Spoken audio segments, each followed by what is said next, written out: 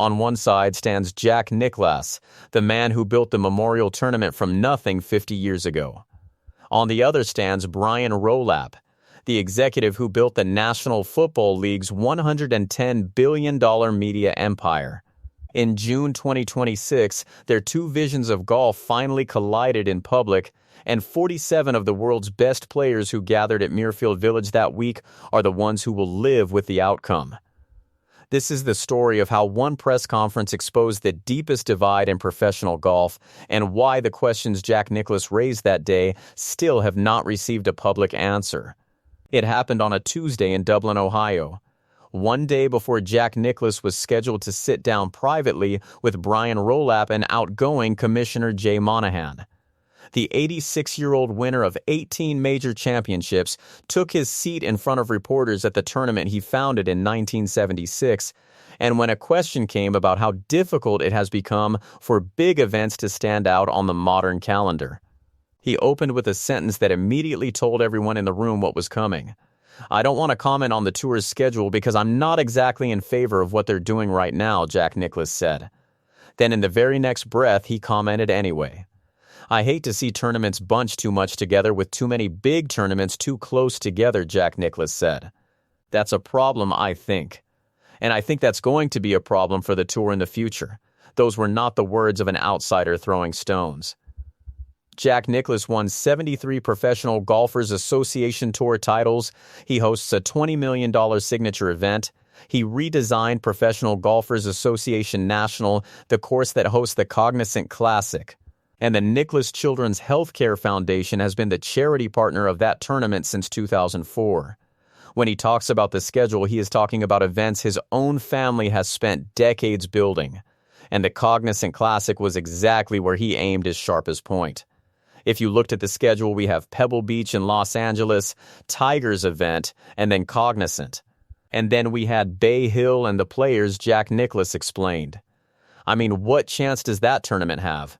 I mean, it sits right in the middle of those. They don't have a chance. The facts back him up. The Cognizant Classic attracted its weakest field of the season in 2026, squeezed between two signature events before it and two more after it, including the Players' Championship, which carries the richest purse on the schedule at $25 million. Then Jack Nicklaus turned to the human cost of a compressed calendar, drawing on his own career. It's hard for the players to really be focused to play that much and be on top of their game, he said. I look at it from the way I was as a player. I could play a couple weeks in a row, maybe 3 weeks in a row, but I needed some time off to be able to recharge the batteries, and I think everybody needs to recharge their batteries. So to jam it all in one period of time and then leave the rest of the year open, I think it's tough. He closed with a warning and a wink at the consequences of delivering it at his own event. I don't think it's a problem yet, but I think it will be if we don't address it. He said before adding, I probably shouldn't have brought it up here.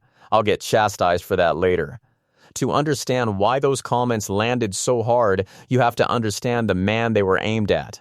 Brian Rolapp spent 22 years at the National Football League, where he served as chief media and business officer and helped secure media agreements worth $110 billion through 2033 with partners including Amazon, CBS, ESPN, FOX, NBC, Netflix, and YouTube. In June 2025, the Professional Golfers Association Tour announced him as its first chief executive officer, and its boards later approved him to succeed Jay Monahan as commissioner following Jay Monahan's retirement at the end of 2026. Brian Rolapp arrived with 3 guiding principles: parity, scarcity, and simplicity. Parity means the best players competing against each other more consistently. Scarcity means fewer events that each carry more weight. Simplicity means a season that a casual fan can actually follow from beginning to end. As Brian Rolapp put it at the Tour Championship in August 2025, the goal is not incremental change. The goal is significant change.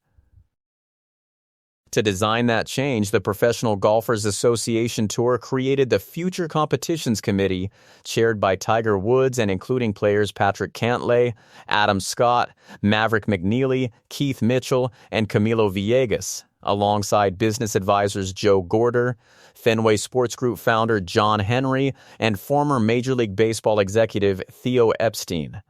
On June 23, 2026, 3 weeks after Jack Nicklaus spoke, Brian Rolapp stood at the Travelers Championship and unveiled the result, a completely new competitive model beginning in 2028. The top level, called the Professional Golfers' Association Tour Championship Series, will feature roughly 23 to 24 events per season, including the 4 major championships and the Players' Championship. With minimum purses of $20 million, a season running from around February through August, and a returning match play element in the postseason. Beneath it, the Professional Golfers Association Tour Challenger Series will offer at least 20 events with purses of at least $4 million, serving as the pathway upward.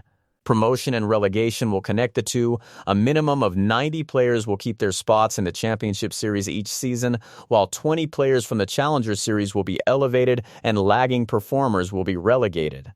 Brian Rolapp described it as a new competitive model grounded in meritocracy, with clearer pathways, higher stakes, and more consistency when the best players compete together.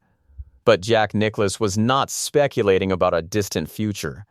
The evidence for his warning was already sitting in the record books from just 1 week earlier. In May 2026, the Charles Schwab Challenge at Colonial Country Club, an event running for approximately 80 years and the longest-running host venue for a non-major on the Professional Golfers Association Tour, watched its stars disappear.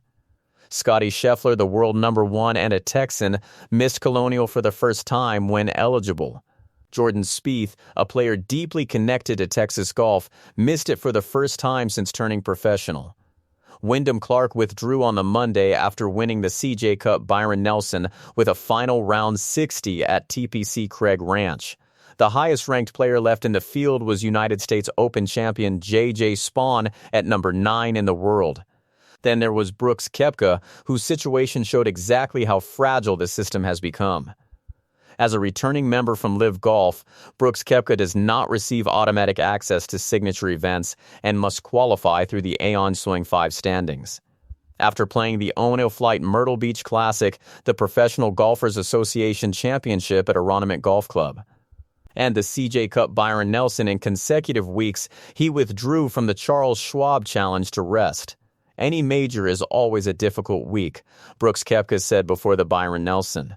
It's the 3rd week in a row for me. His withdrawal carried consequences beyond his own schedule.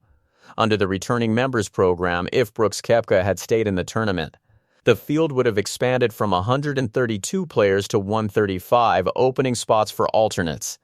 When he pulled out, that expansion never happened. One scheduling decision by one player directly affected the opportunities of others, which is precisely the kind of domino effect Jack Nicklaus described. The 2026 calendar told the same story from start to finish. The At&T Pebble Beach Pro-Am and the Genesis Invitational ran as back-to-back signature events in February. The Cadillac Championship and the Truist Championship ran back-to-back directly into the Professional Golfers Association Championship in May.